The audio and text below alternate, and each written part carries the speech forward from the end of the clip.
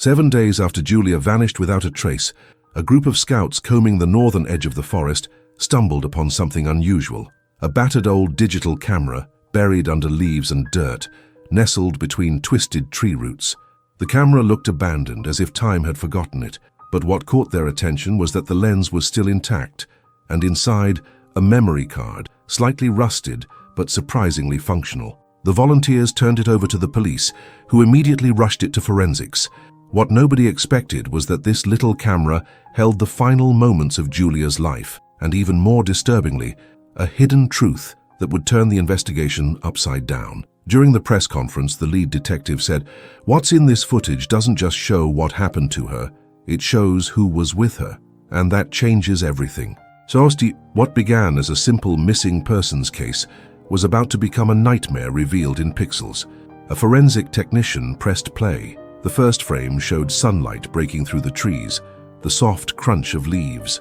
Julia's voice, calm but a little shaky. She appeared on screen holding the camera, alone. It seemed that way, but something in her eyes betrayed her. She wasn't filming for fun. She was documenting something. There was caution in every glance to the side, as if she was being watched. Her voice barely whispered, "If someone finds this, please, listen." No context, no explanation, just fear, slowly rising. The footage was continuous, no cuts, which meant Julia filmed all of it herself. As the video played on, it became increasingly clear. This wasn't a runaway story. This was a coded warning, a final testament hidden in the guise of a walk through the woods. As the minutes rolled by, the atmosphere thickened. Julia's breathing changed. Her words became more hesitant. Something was clearly off, even though nothing visible had changed. She began talking to the camera like it was her only friend left.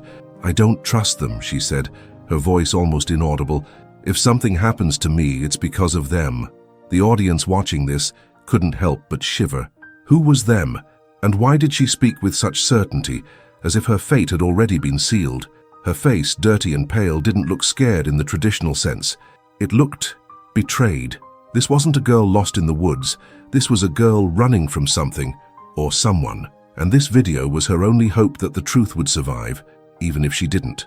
Suddenly, the camera tilted down. Julia pretended to adjust her backpack, but really, she was trying to film something on the ground. 2 sets of footprints, not one, hers and someone else's. A chill ran through the team watching the footage, and then something strange, carved into the dirt with a stick, a symbol, 3 curved lines, intersected by a vertical slash, not from the forest's trail markers. Something personal or ritualistic. The camera panned up quickly, as if she realized she was being watched. "They think I'm stupid," she whispered, "but I know what they did." That sentence echoed through every room where this video was played. Julia wasn't running blindly. She was calling out her enemies, in secret. And suddenly, this wasn't about survival. It was about exposing something bigger than anyone imagined. In the last clear footage before the memory card corrupted, Julia was walking slower. The sun was nearly gone. Her breath was visible in the cold air. And then she froze. For a second, she turned the camera slightly behind her, and there, standing between the trees, was a blurry figure. Still, watching.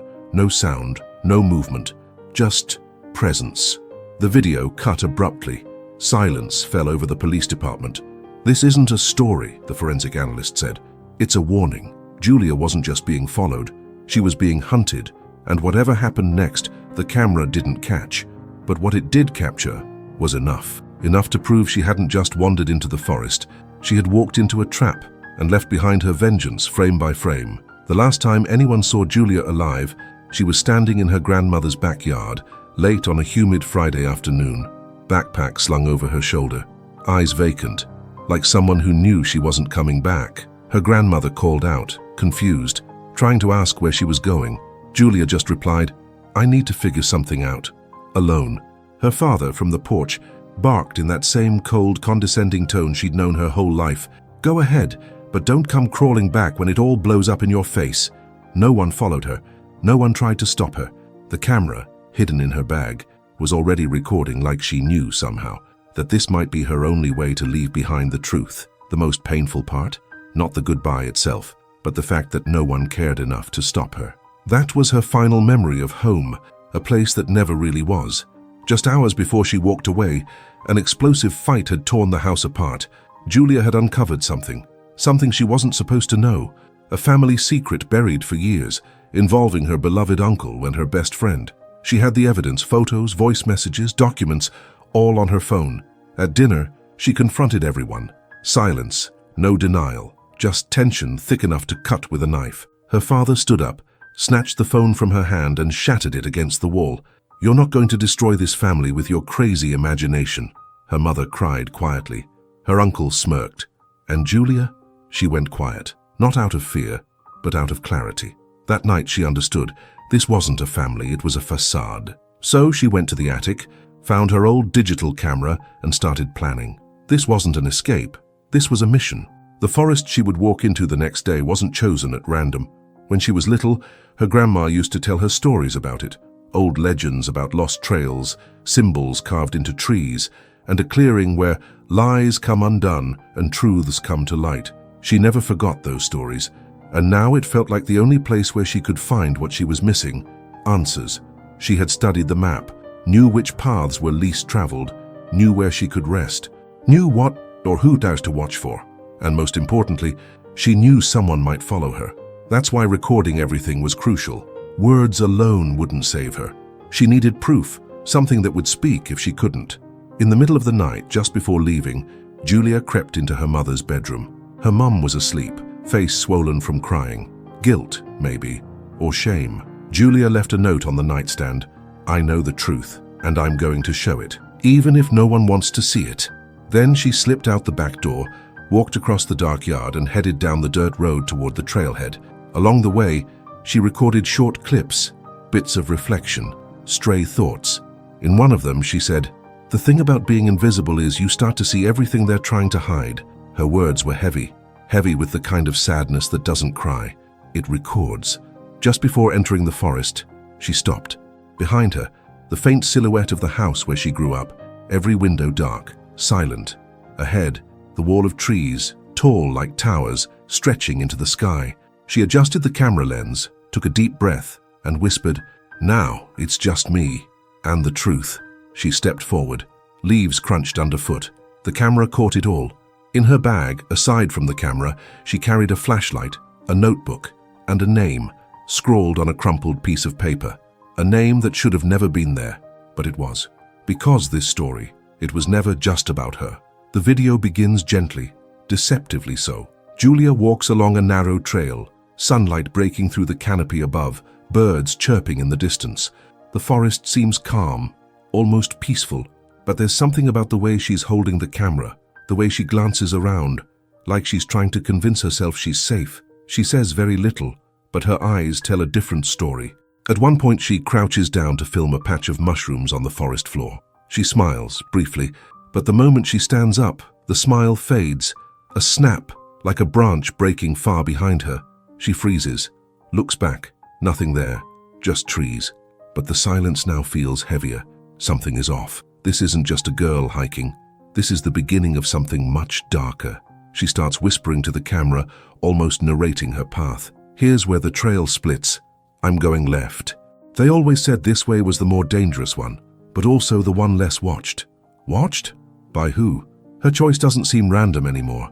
It feels calculated. As she walks, the camera captures strange little details.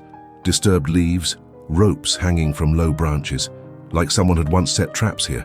Then she shows her notebook, handwritten pages filled with drawings, symbols, names, and times. One name is circled again and again. Suddenly, the forest doesn't seem neutral anymore. It feels involved, like it knows what's coming. Julia grows more alert. She stops often, listens, breathes deeply. At one point, she mutters to herself, "I'm not turning back, not now," and she keeps moving. Time passes. The light fades faster than it should. Julia switches on her flashlight and straps the camera to her chest with a makeshift harness.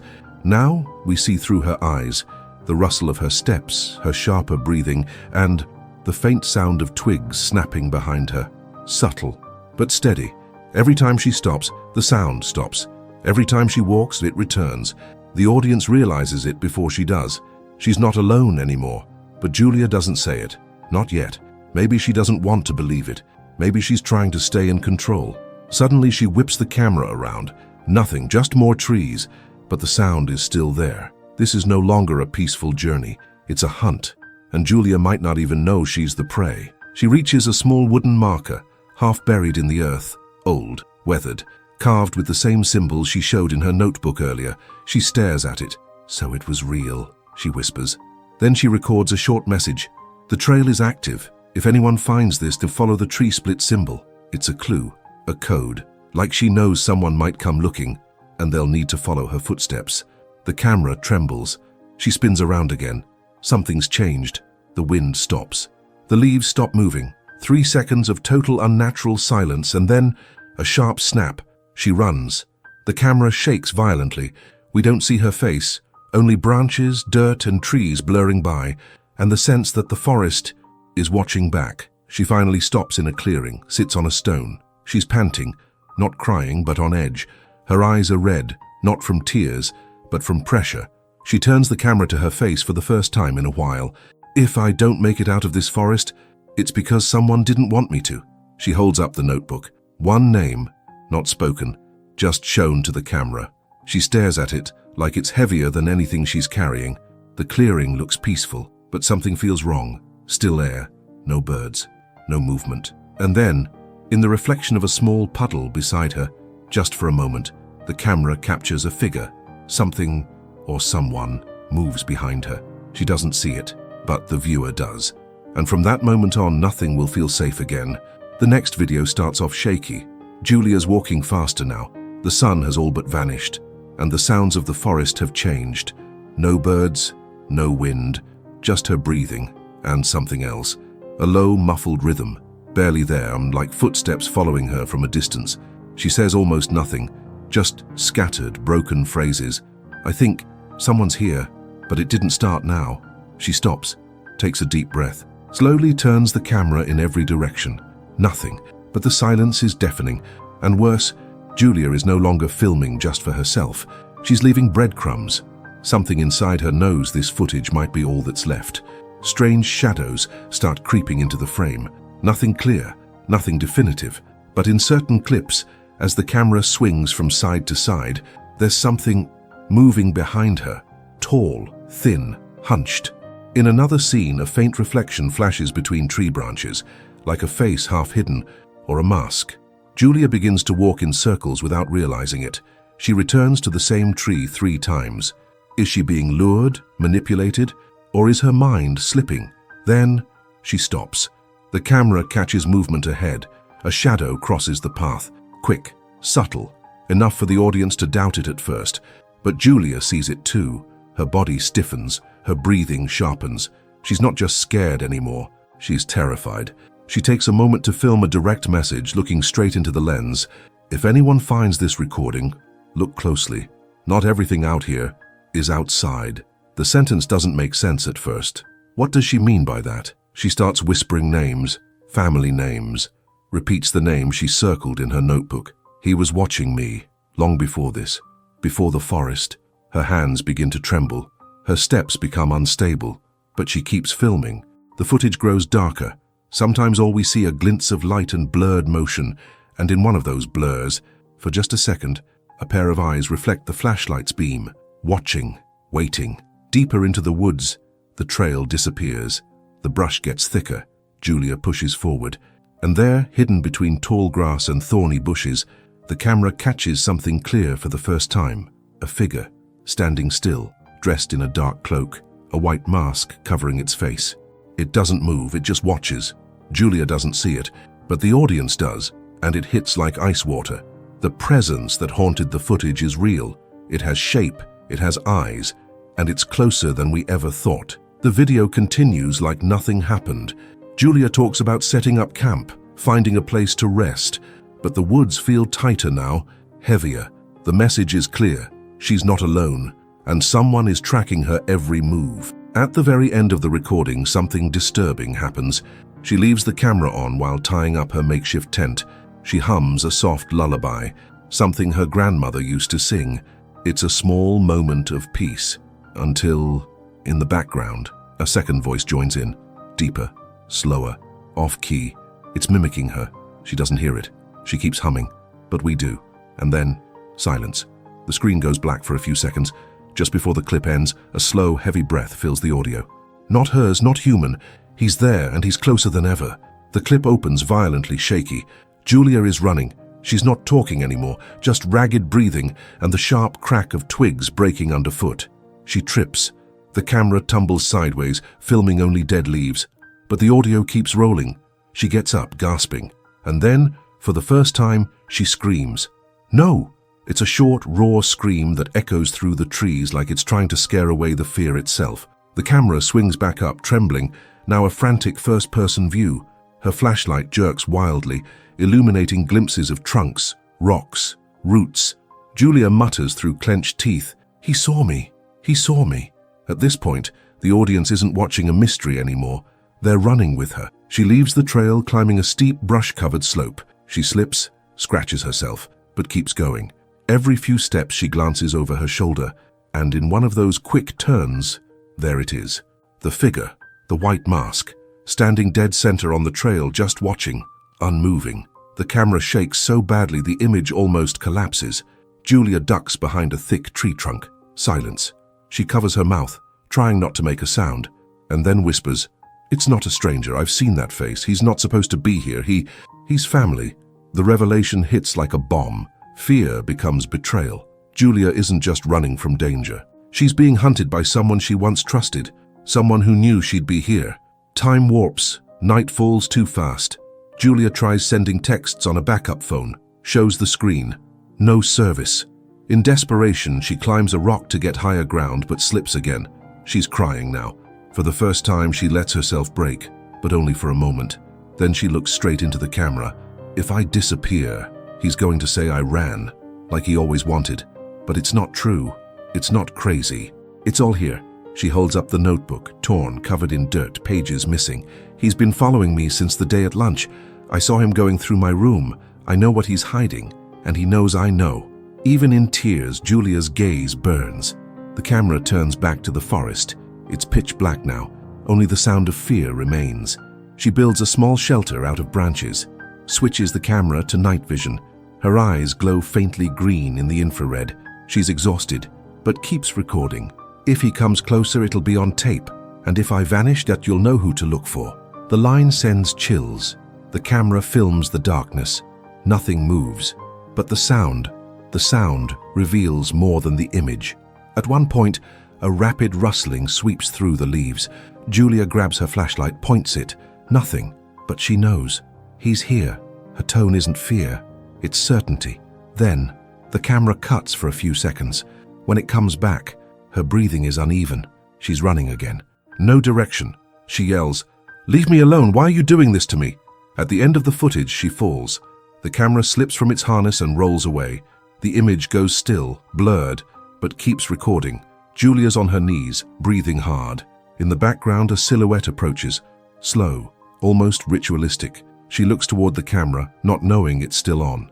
Tears stream down her face. She says, "I should have told everything sooner, but nobody would have believed me." Now it's too late. The silhouette stops a few feet from her. The image fades into darkness. The clip ends with footsteps, then silence. No explanation, no answers. Just the weight of having seen something you can't unsee. In the middle of all the chaos, the shaky footage, the running, the panic, there's one clip that feels different. It's calmer. Julia isn't running anymore. She's exhausted. The camera is resting on a rock, steady. She appears in the background, sitting, staring into the distance. No screaming, no breathing hard, just wind in the trees, and a heavy, thoughtful silence. She barely speaks. But then she pulls something from her pocket, a folded piece of paper. She holds it up to the camera without saying a word. It's part of an old document, crumpled, stained, but there's a name on it. The same name circled again and again in her notebook. She puts the paper away and slowly stands. She doesn't realize the camera's still rolling, and that's when it happens. The moment no one noticed the first time. In the back left corner of the frame, a tree, just a tree. Until you really look, there are 3 carved symbols on its trunk, similar to the ones from earlier, but one of them is incomplete, almost hidden. Next to it, a handprint, not painted, not drawn, burned into the bark, small, too small for an adult, a child's hand. It's the kind of detail you miss on a first watch, even a second, but it's there. And Julia? She doesn't notice. She just walks back, grabs the camera, and before turning it off, says something that, at the time, feels like nothing. "If I don't make it out at this clearing will be my way back." She had no idea that this clearing was hiding everything. In the next clip, Julia is testing her flashlight and accidentally points it toward the ground. The beam catches something, a flat stone carved with letters and dates, scratched in by hand. One name stands out, her uncle's, and the year 2012. Julia doesn't even notice it. She keeps walking, but for us that's chilling. 2012 was the year a young girl went missing in those very woods. The case was never solved, and now the same name, in the same forest. The patterns aren't just repeating, they were never broken to begin with. Julia wasn't just walking into danger. She was walking into a story still unfinished. Later, while she's setting up a small fire, the camera, left on the ground, picks up another detail. Hanging from a low branch, a tiny chain, a cross pendant, swinging softly in the wind, old, familiar. The same one Julia described in an earlier clip. She said it belonged to her best friend, the friend who disappeared 2 years ago, right after cutting ties with Julia's family. She didn't run away. They shut her up. That little cross proves it. The forest wasn't just hiding secrets. It was trying to give them back, and for those brave enough to notice. Near the end of this set of clips, something weird begins to happen. A technical error. The timestamps start glitching. Minutes repeat. The same stretch of wind plays twice. Leaves fall the same way in 2 different clips. The footage loops. And yet, Julia keeps walking forward like nothing's wrong. Some viewers might think it's supernatural. Others might see the truth. Someone tampered with the footage, edited it, rearranged it, tried to hide something, but they slipped. Because in one of those glitched frames, just one, the video freezes.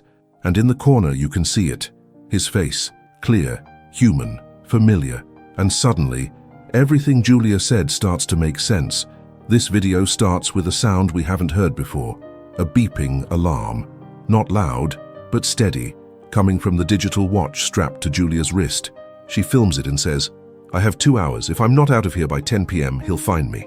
For the first time, there's a real countdown, a deadline. Everything changes. Julia looks determined, but she's clearly breaking down. Her eyes are red. Her hands are covered in dirt and dried blood. Her face pale. She knows there's no more room for mistakes. Every step matters. And the viewer, they feel it, like time is running out for them too. She tries going back the way she came, retracing her steps, but something's off. The forest looks different. Fallen trees, rearranged paths, markers she made are gone, or worse, scrambled, like someone is rewriting the trail behind her. She starts to panic, but catches her breath and pulls out her notebook, now torn and soaked. She speaks quickly to herself. "It's the right side of the rock with the 3 symbols, not the left. I messed up before, but I know now." She starts running again. The watch beeps. Each sound hits like a gunshot. She turns to the camera.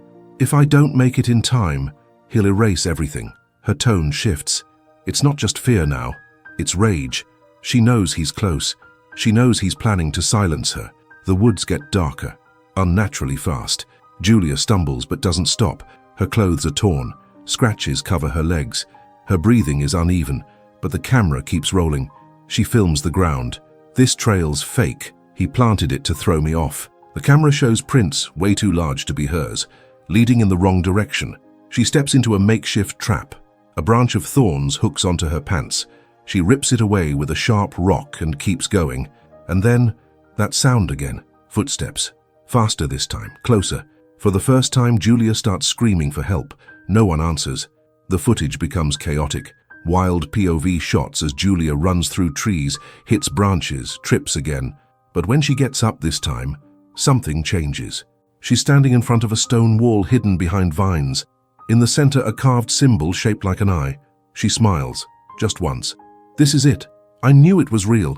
This is the passage." But as she tries to enter, a hand appears on the edge of the frame. The camera shakes violently. She screams. The screen goes black for a second, but the audio continues. Heavy breathing, a struggle, movement. The camera hits the ground, facing upward. Julia yells, "You're not burying this again." Then she crawls, escapes, disappears into the gap. Inside, it's a narrow tunnel, dirt walls, roots hanging from above. The camera keeps rolling. Her watch beeps again. 9:38, 22 minutes left. She whispers, "If I get out, the truth gets out. If he gets me, he buries everything." She drops the notebook inside the tunnel, deliberately. She wants it to be found. She wants someone to know.